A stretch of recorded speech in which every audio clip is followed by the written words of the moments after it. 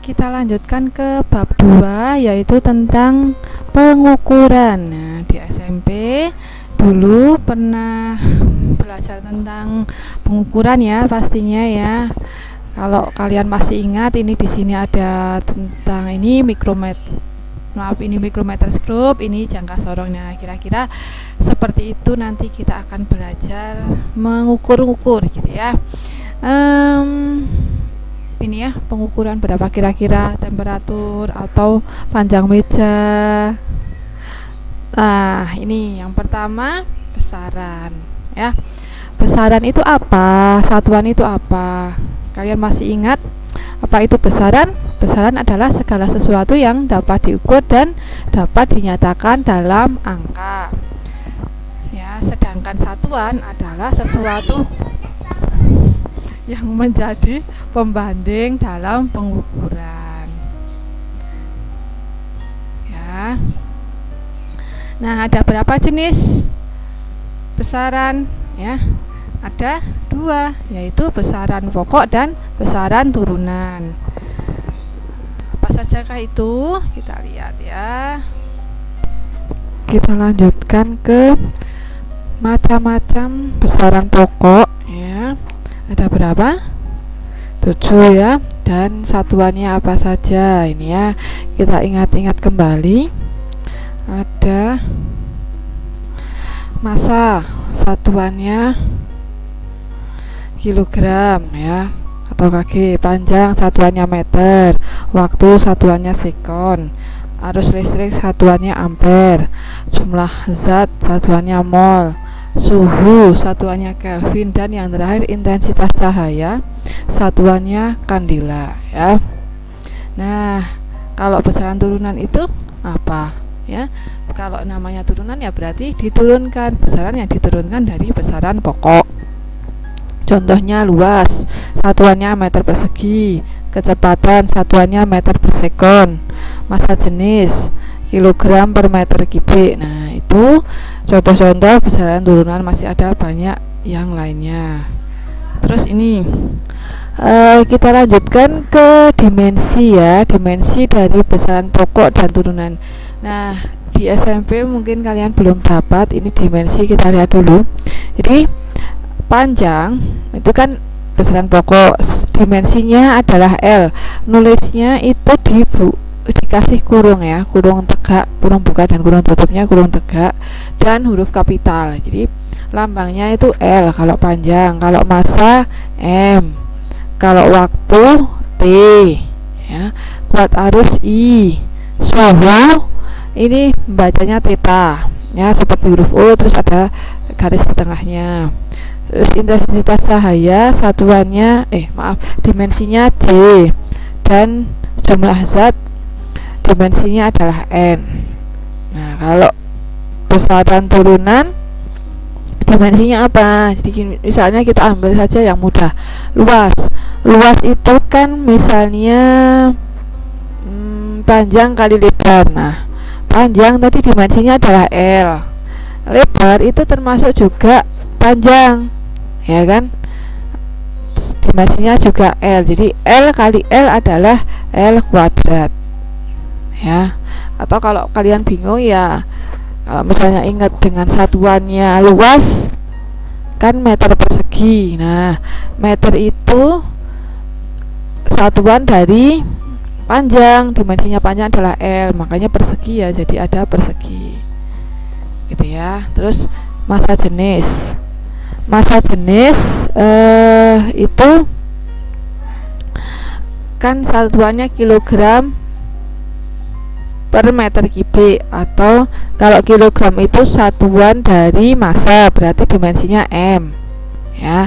Terus meter kubik itu kan satuan dari panjang ya, kayak tadi dimensinya L. Nah, karena per meter kubik berarti jadi pangkat min 3. Jadi M kali L pangkat min 3 itu adalah dimensi dari massa jenis. Jadi dimensi sendiri adalah cara besaran itu disusun dari besaran pokok ya. Itu adalah dimensi. Kita lanjutkan ke alat-alat ukur ya. Setelah kita lanjutkan ke contohnya dari alat ukur ya. Kita mulai dari alat ukur panjang. Contohnya apa saja? Coba. Nah, ada penggaris, ada jangka sorong, ada mikrometer skrup. Penggaris sudah sering kita pakai ya, jangka sorong dan mikrometer skrup dulu di SMP sudah pernah memakainya ya kalian ya. Kalau ada yang belum ya kita besok belajar menggunakan bersama-sama gitu ya. Terus alat ukur suhu, ada termometer.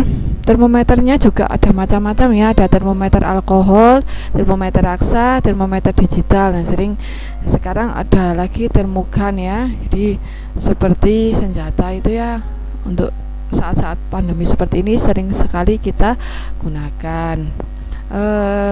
Ini ya banyak sekali. Terus keterangannya ini bisa kalian baca sendiri.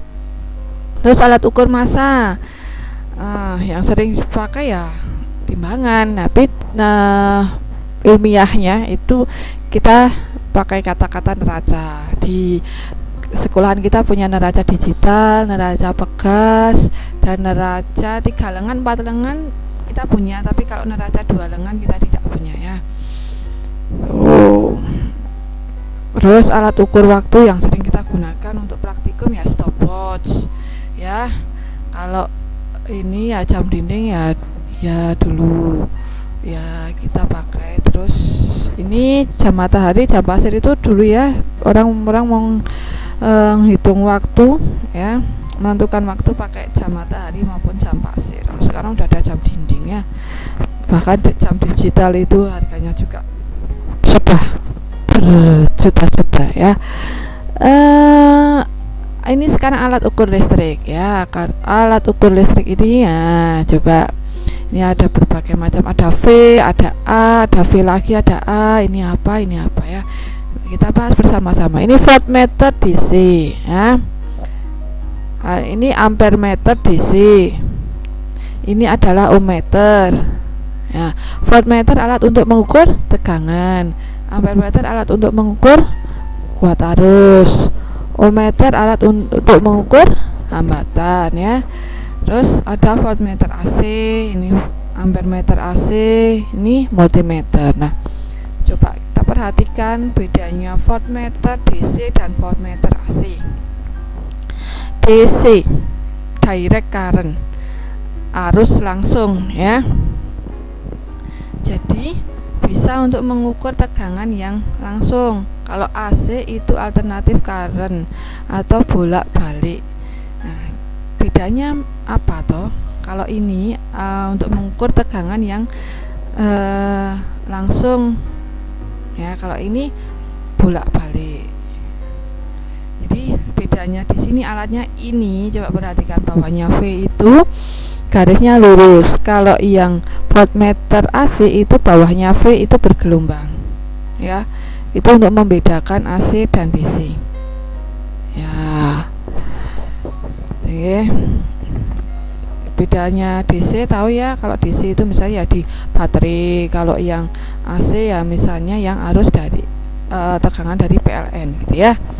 Nah, ini ampere meter. Nah, ini sama, ada DC, ini AC. Ampere meter DC itu yang bawahnya A, lambang A itu ada garis lurus. Tapi kalau ampere meter AC itu di bawahnya ada gambar A-nya itu bergelombang, gitu ya. Besok kita lihat di sekolah itu punya alat empat-empatnya. Bahkan ini multimeter. Kalau multimeter berarti alat untuk mengukur ya banyak ya, namanya juga multi. Bisa untuk mengukur hambatan, bisa untuk mengukur tegangan, arus gitu ya. Ini tinggal diubah-ubah ininya. Terus alat ukur yang terakhir intensitas cahaya, bukan kandilameter ya. Namanya adalah luxmeter. Jadi ini luxmeter digital kita punya di sekolah. Ini bisa untuk dilihatkan ke itu sumber cahayanya, terus nanti melihat di sini bisa terlihat berapa kandil.